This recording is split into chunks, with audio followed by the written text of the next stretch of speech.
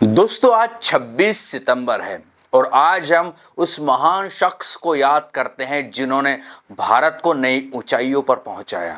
वो शख्स है जिसे कुछ लोग कमजोर कहते थे, लेकिन जिसके काम ने दुनिया को चुप करा दिया। वो है भारत के पूर्व प्रधानमंत्री डॉक्टर मनमोहन सिंह। उनकी जयंती पर चलिए उनकी जिंदगी की वो कहानी सुनते हैं जो एक ऊर्जा से भर देती है। और एक वक्त था, यकीनन बता देता हूं, जब मैं खुद प्रधानमंत्री रहे डॉक्टर मनमोहन सिंह जी को कमजोर पीएम के तौर पर देखता था। लोग उन्हें रिमोट कंट्रोल तक कहते थे, लेकिन यकीनन उनके काम के बाद जो दुनिया ने उन्हें सम्मान दिया, जो उन्हें करना था वो कर गए और कह गए कि भले ही इस देश का मीडिया मेरे साथ नाइंसाफी करेगा, मुझे कमजोर आंकेगा, लेकिन इतिहास मेरे साथ न्याय करेगा। और इतिहास ने वाकई में उनके साथ न्याय भी किया और बताया कि जो अक्सर चुप रहते हैं वो बड़े बड़े कारनामे करते हैं। बड़ बोले लोग तो बहुत होते हैं कि मैं वो कर दूंगा, ये कर दूंगा, फलाना कर दूंगा, ढिकाना कर दूंगा, लेकिन वो सिर्फ बातों के शेर होते हैं। लेकिन डॉक्टर साहब ने वो काम किया है जिसकी मिसाल आज भी दुनिया देती है। जब वैश्विक आर्थिक मंदी का संकट दुनिया पर छाता है, तब इंडिया को याद किया जाता है कि वो इंडिया उस दौर का जब पूरी दुनिया कांप रही थी, झेप रही थी कि ग्लोबल तरीके से आर्थिक इकोनॉमी ध्वस्त होने वाली है, दुनिया के बैंक बर्बाद होने वाली है। उस समय देश को ज्यादा असर नहीं पड़ा था। क्यों? क्योंकि डॉक्टर मनमोहन सिंह जी जो है इस देश को समझ रहे थे, जान रहे थे, उसके हिसाब से कदम उठा रहे थे। खैर, करेंगे डॉक्टर साहब के बारे में आगे बात, लेकिन उसके पहले एक और बात आपसे करना चाहता हूं। जैसे कि हमने आपको कुछ वीडियोस में बताया कि हम अपना ये जो नोवेल हाल फिलहाल में पब्लिश हुआ है, इसको 1000 लोगों के हाथों में देखना चाहते हैं, लेकिन अफसोस इस बात का है कि ये सिर्फ अभी 3-4 प्रति ही बिक पाई है इसकी। ज़्यादा लोग इसको कह सकते हैं कि पता नहीं क्यों हम छोटे मोटे जो राइटर है उनको सपोर्ट नहीं करते। हम छोटे मोटे लोगों को कोई पहचान नहीं है, गांव खेड़े के हैं, तो लोग ज़्यादा तवज्जो नहीं देते, इसलिए लोग इसको खरीद नहीं रहे हैं। हम अपील भी कर रहे हैं, तो फिर से अपील है आप सभी से, अगर आप इतने सारा, हमारा बड़ा परिवार है, सब्सक्राइबर 6 लाख से ऊपर है, 1000 का बहुत छोटा टारगेट है।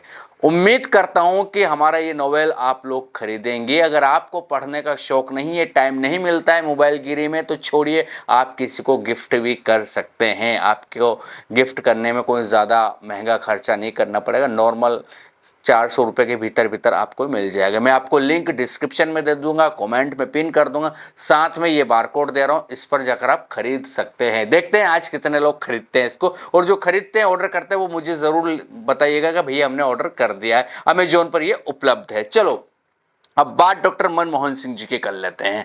तो सपने वो नहीं जो सोते वक्त देखे जाते हैं, सपने वो हैं जो आपको सोने ना दे। ये लाइन थी डॉक्टर मनमोहन सिंह जी की, और डॉक्टर साहब की जिंदगी इस बात का जीता जागता सबूत भी आप मान के चलिए। 1932 में पंजाब के एक छोटे से गांव में एक साधारण परिवार में जन्मे डॉक्टर मनमोहन सिंह का बचपन आसान नहीं था। गरीबी वो परिवार में जन्मे थे, कोई बहुत बड़े अमीर परिवार में नहीं जन्मे थे, बहुत गरीब परिवार उनका था। आर्थिक दिक्कतें थी।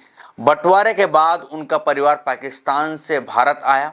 उस वक्त उनके पास ना धन था ना साधन था, लेकिन उनके पास था एक जुनून, पढ़ने का, सीखने का और कुछ कर दिखाने का। और इसी जुनून के चलते डॉक्टर साहब अपनी लगन के साथ लग गए, मेहनत करने लग गए।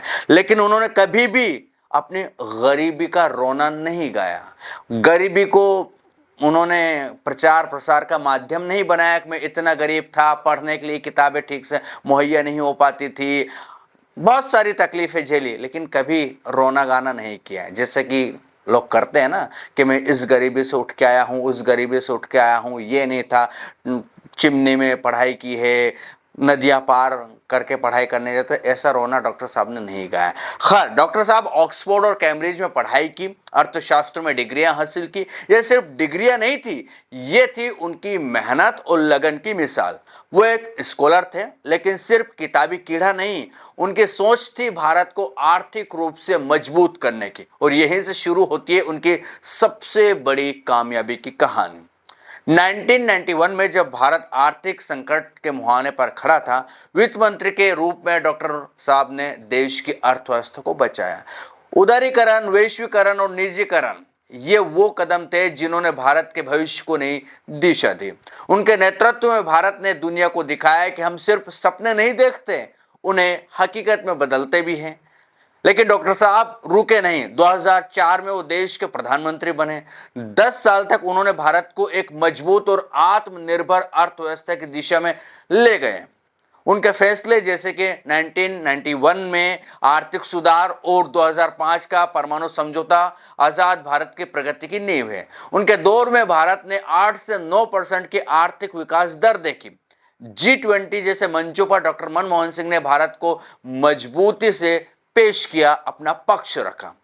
क्या आपको पता है, डॉक्टर साहब वो इंसान थे जिन्होंने कभी अपने काम का ढोल नहीं पीटा। वो चुपचाप काम करते थे और उनके काम बोलते थे। वो एक सच्चे देशभक्त थे जिन्होंने भारत को दुनिया की आर्थिक महाशक्ति बनाने का सपना देखा, उसे हकीकत में बदला। उनकी सादगी और शांति उनकी सबसे बड़ी ताकत थी।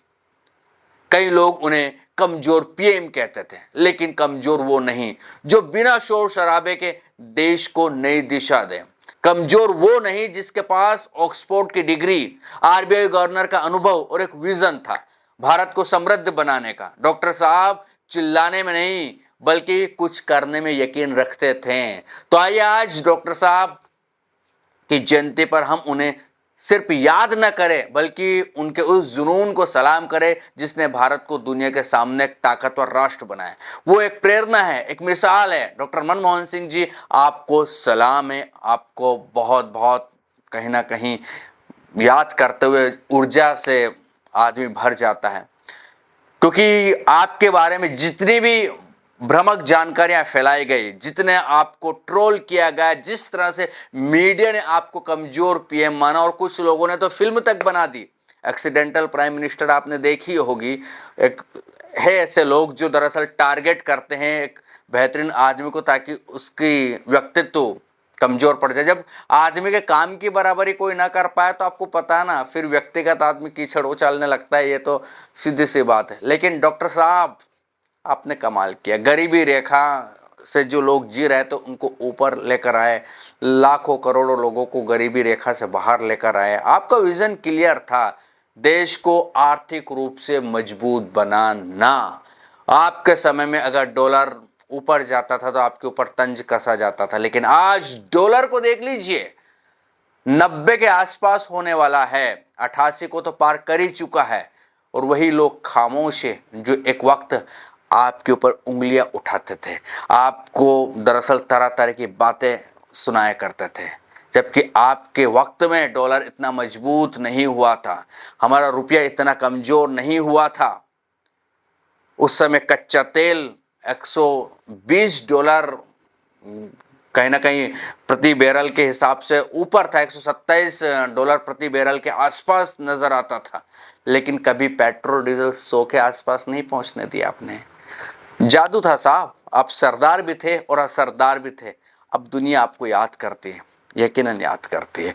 आप किस तौर पर डॉक्टर साहब को याद करते हैं, ज़रूर कमेंट सेक्शन में लिखिएगा। और हम जो गलत फहमी में थे एक वक्त में, उस गलत फहमी में आपको जो हम कमज़ोर समझते थे, उसके लिए आपसे माफ़ी चाहते हैं डॉक्टर साहब, यकीनन माफ़ी चाहते हैं। नमस्कार।